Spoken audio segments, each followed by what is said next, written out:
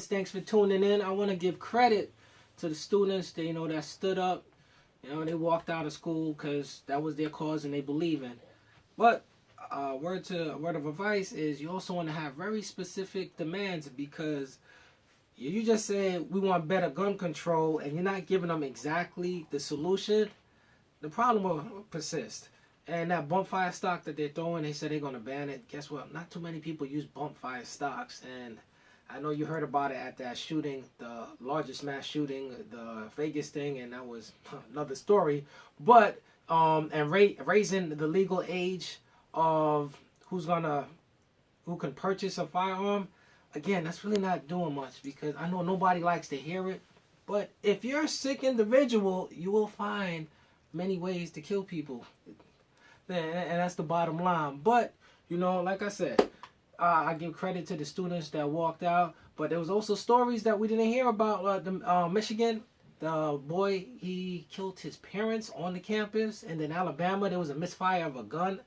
And 3 people got hit with a misfire. 1 actually got shot, dead.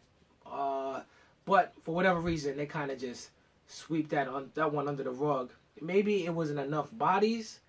Or maybe they didn't like, the people didn't fit the criteria of what a mass shooter should be.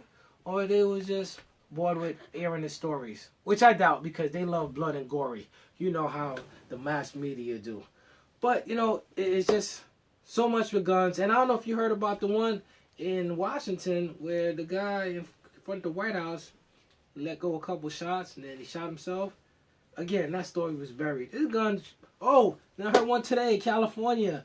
A resource officer accidentally fired his gun into the ceiling. And there was another one. I think this one was, I want to say Atlanta, where all I'm saying is gun violence everywhere. People are not using them properly, and a lot of people are just sick in the head. So I think we should address it. Also, students, how about the bullies?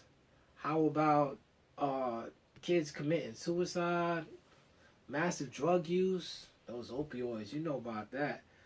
But, they just want to label the AR-15. I get it. It's the simplest thing to blame. But if you have a tree in front of your house and you tired of leaves falling, you could cut off some branches or you could cut down the tree. So all I'm saying is get to the root of the problem.